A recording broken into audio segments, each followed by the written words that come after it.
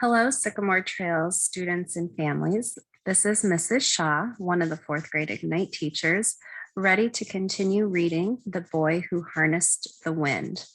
We will be reading chapter 12, Bigger and Brighter. As I explained to Rose, without wind, there was no light. On calm, still nights, we were stuck in the dark with our kerosene lanterns. The only way to change this was by finding a car battery. But until one came along, I found other uses for the windmill, like charging mobile phones. I discovered this when my cousin Ruth visited from Mizuzu. Ruth was Uncle Socrates' oldest daughter, who was married and had a good job. She also had a cell phone she was always bugging me to charge down at the trading center. Some guys in the market were making loads of money charging phones for people who had no electricity in their homes. They cut deals with shopkeepers who allowed them to run long extension cords to the roadside where they set up a little stall. They sold scratch cards with airtime minutes, and some even had mobile phones that people could use to make calls, like a payphone. I later discovered that these kinds of stalls are found all over Africa, in bigger cities such as Nairobi, Lilongwe, and Kinshasa. Some guys even powered photocopiers, computers, and printers this way, letting people prepare their work resumes and call about jobs, all on the sidewalk. Of course, the frequent blackouts in these cities were never good for business. Anyway, one day I was complaining about having to take Ruth's phone to the trading center when she said, "Why don't you charge it with your windmill? It produces electricity, right?" I'd already considered this, but the dynamo didn't generate enough voltage to power a phone. It produced 12 volts, which was fine for light bulbs and smaller things, when a charger needed 220. If you remember, while testing the radio, I discovered that energy decreases when passing through wire over long distances. But to charge a phone, I'd need something to boost the power, something called a step-up transformer. Electric companies across the world, especially in Europe and America, step up power all the time. Because electricity gets lost on the journey from the power station to your home, the company installs transformers along the way that add that extra boost. It's like giving your electricity some coffee and donuts to keep it going. A step-up transformer has two coils, the primary and secondary, located on either side of a core.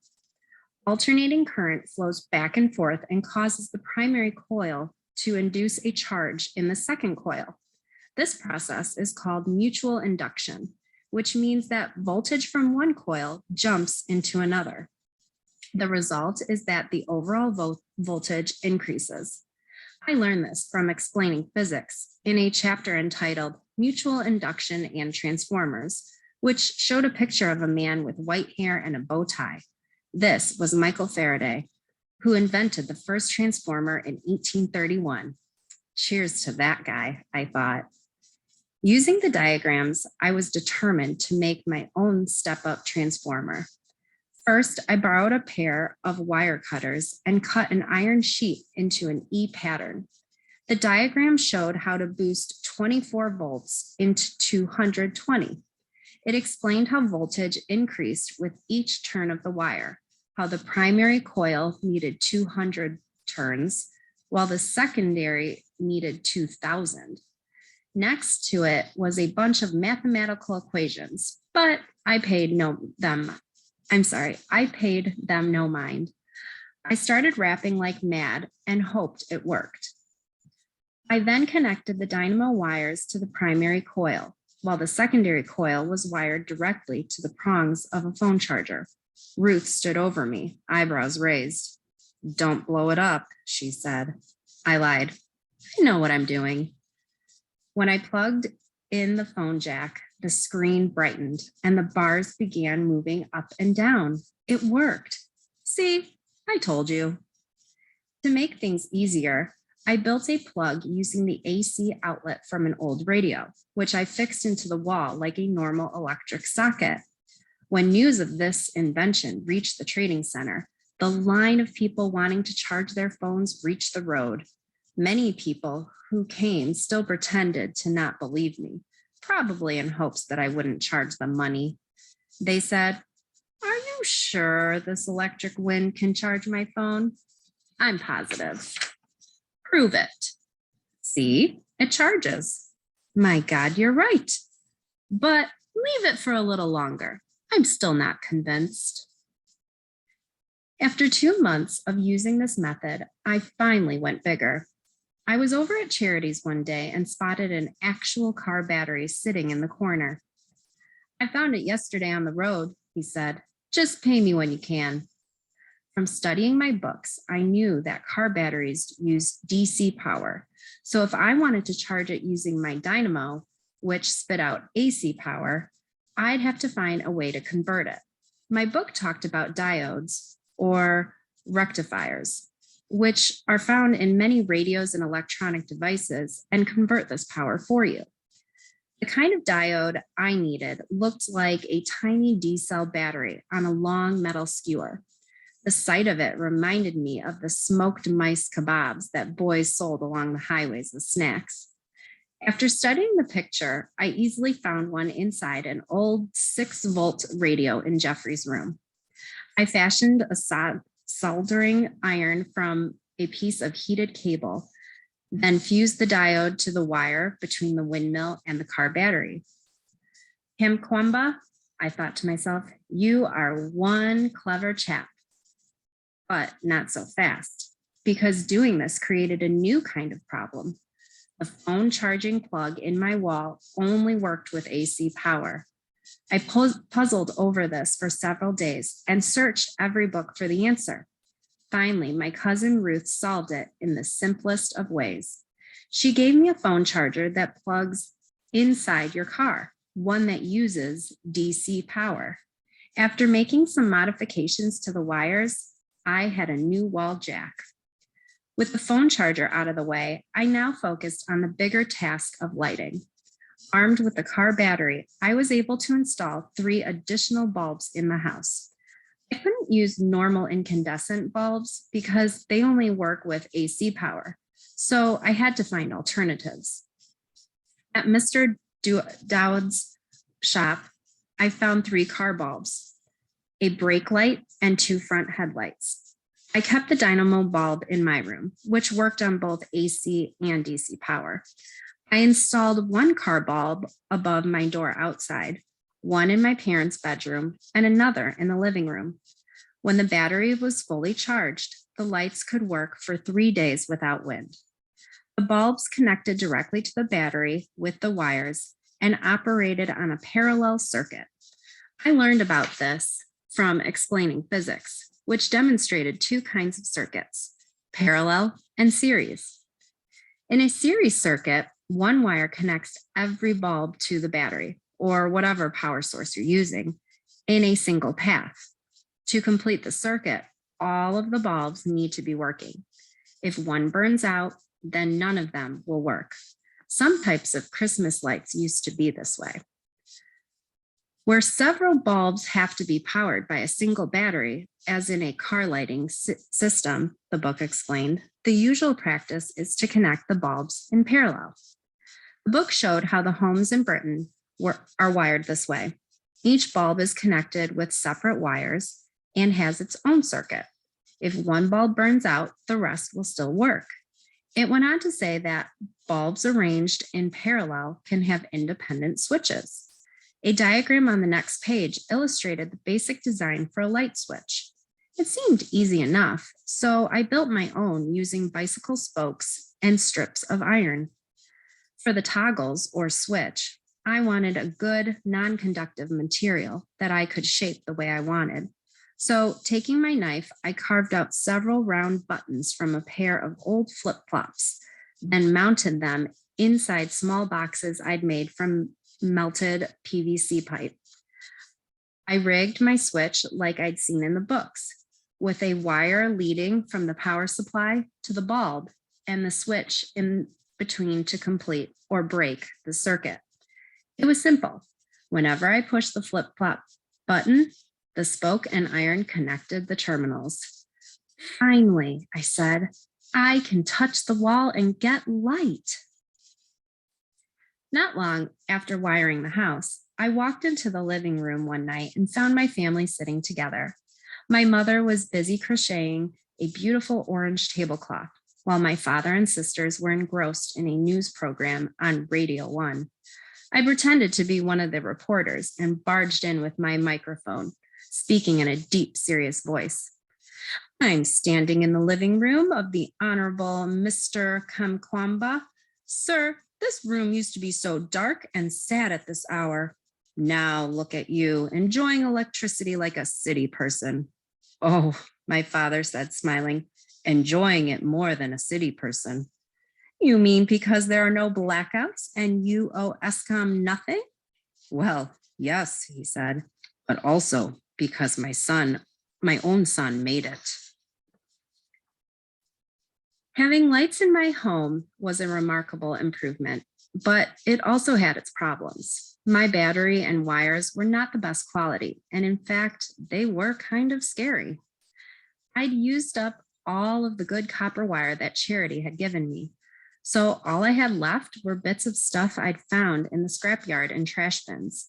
Some of this wire was never meant to conduct electricity, but I used it anyway.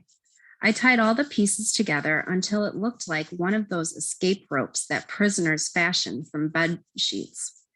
It wasn't covered in plastic insulation either, like true electrical wire, so it sparked whenever I touched it to the battery. I had strung this mangy network to the walls and ceiling, which was made from wood and grass, trying not to cross any wires and send my whole house up in flames. To make matters worse, the termites were having a party in the wooden beams in my ceiling. Each night I went to bed listening to the sounds of their tiny jaws and woke up the next morning to piles of sawdust on the floor. Their ferocious appetites had finally howled the beams and caused them to sag. It wasn't long before this nearly caused a disaster. After a big storm one afternoon, I returned from Jeffrey's house and discovered the beam had finally snapped, probably from the wind. The ceiling now caved in the middle, and my floor was covered in dirt and grass. The broken beam had also dumped hundreds of squirming termites onto the floor and across my bed. At first, I tried sweeping them off, but there were too many. My father had managed to buy a few more chickens, and as I looked out my open door, I saw a gang of them walking past. Come here, chickens, I called out. Do I have a treat for you? I tossed a few termites out the door to lure them in. Once they realized what a great bounty awaited them inside my room, they went crazy with hunger. Soon my floor and bed were filled with chickens squawking and flapping their wings as they pecked the helpless insects. This incident caused such a commotion that I didn't even notice the burnt smell. After the chickens cleared out, I looked closely at the broken beam and saw that my wires had crossed during the collapse. Luckily, they were so cheap and thin, they'd simply melted and snapped in two. I thanked God that no one had been hurt. When Jeffrey arrived later to help pick up the mess, I told him, it's a good thing I'm too poor to buy quality wire. If I'd have used anything better, I'd have burnt up my home. I warned you about that roof, he said. Sure, but I didn't listen. I needed a proper wiring system. So as always, I turned to explaining physics for ideas. On page 271, I found a good model. A diagram showed a utility system in a home in England, wired in parallel like mine. After the wires left the power supply, they entered a fuse box, whose job was to shut down the circuit if it ever overloaded. I needed something like this. The fuses contained tiny metal filaments that melted whenever the overload occurred, but I didn't have any of these, nor did I want them, as the fuses had to be replaced each time. The book went on to describe a similar device called a circuit breaker, which used switches that could be reset. They didn't offer a drawing, but the concept seemed similar to an electric bell, which I'd studied in detail. In most parts of the world, electric bells are found all over the place, at schools and railroad crossings and fire alarms, and at one time in telephones. The concept is amazingly simple, which is why I loved it so much. It works like this. A coil becomes magnetized and pulls a metal hammer that strikes a gong. That's it. However, during the striking motion, the hammer also trips a switch that breaks the circuit. It does this about a dozen times per second, giving the bell its ring. I started by making a breaker box from PVC pipe. Next, I wrapped the heads of 2 nails with copper wire to create 2 electromagnetic coils. I mounted these inside the box, with the coils facing each other about 5 inches apart. Coming up between them, I wired a small bar magnet, which I'd busted off a radio speaker, to a piece of bicycle spoke, to where it looked like a lollipop. This magnet lollipop could tick-tock back and forth between the 2 coiled nails. I then removed the little spring from a ballpoint pen and stretched it out. I positioned it between the lollipop magnet and nail to where it rested lightly against the wire leading to the battery. Basically, this spring completed the circuit and acted as a kind of trap. When the light was turned on like normal, the electricity flowed from the battery into the circuit and magnetized my 2 nail coils, one of which was slightly closer to the lollipop. The polarity is determined by which direction the current runs. So I wrapped the nails with wire so the closest one to the lollipop pushed while the other nail pulled. This pushing and pulling kept the lollipop balanced in the center, never knowing what to do. In the event of a power surge, the balance would be broken. The coil closer to the lollipop would receive the surge first and push it hard against the other coil, knocking the pen spring loose and breaking the circuit. As you can imagine, this was tricky to build. I spent hours trying to position the coil and lollipop magnets just right and determine the best place for the tripwire. Once it was finally done, I nailed the breaker box to my wall just above the battery. Each night I sat on my bed and stared at it, waiting for it to work. I got my wish about 2 weeks later when a cyclone hit my house. I'd spent all day in the trading center and returned to find bits and pieces of my thatch roof lying in the yard. When my mother came out from the kitchen, I asked what happened. A big cyclone just came from the fields. We had to run inside. I entered my room and saw that the roof had collapsed. Parts of the ceiling were all over the floor. I noticed that the circuit breaker had flipped and the lollipop was now stuck against one of the coils. I tried moving it back to the middle, but it refused and just kept swinging back into the nail. After disconnecting the battery, I followed my wires along the ceiling and discovered they'd become tangled in the cyclone winds. Once I separated them and reconnected the battery, the lollipop returned to the center. Once again, I'd narrowly escaped a fire. But of course, I was more excited about my circuit breaker than anything. Mr. Jeffrey, do you realize what this means? My house would be in ashes right now. All of my clothes and blankets and books, everything would be gone. My circuit breaker saved the day. Your circuit breaker is great, he agreed, but I think the better solution is to fix your roof. Any new invention is going to have problems. And aside from the patchy wiring, one of my biggest headaches was the bike chain. Whenever the wind blew really hard and spun the blades, the chain would snap or simply jump off the teeth of the crankset, forcing me to climb the tower to fix it. This required stopping the blades, which was always painful. One morning, I was enjoying a deep sleep when a terrible racket forced me awake. The chain had broken again. I heard the wind whipping the tree and my tower rocking back and forth. I could tell the blades were spinning so fast they were buzzing on the rotor. If I didn't fix them soon, they could snap off and fly through the air like daggers. Outside, I climbed the first set of rungs and, as usual, kicked off my flip-flops so I could get a better grip. But the wind was violent and angry, rocking the tower so hard that I thought it would tip. Looking up, I saw the chain dancing loose over the crankset while the blades spun wild. When I reached the top, I wrapped my legs around the rungs for support. But in trying to keep my balance, I didn't see the bicycle frame swing toward me. Before I could react, the wind sent the blade straight into my hand. The impact knocked me off my feet, and I barely managed to hold on. Looking down, all I saw was blood. 3 of my knuckles were now missing their skin. "You are my own creation," I shouted to my windmill. "So why are you trying to destroy me? Please let me help you." From my pocket, I pulled a strip of bicycle tire that I'd brought for such repairs. I wrapped it around my palm like a protective glove, held my breath, and grabbed hold of the spinning sprocket. The jagged teeth cut into the rubber like a saw blade. "Stop!"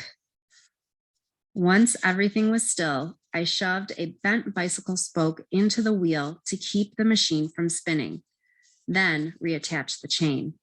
A few days later, when it happened again, I wasn't so lucky. The teeth on the sprocket cut through the tire rubber and ripped my flesh.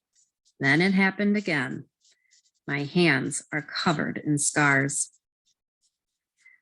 During this time, Jeffrey was still working with Uncle Muswale in the maize mill in Chimpumba.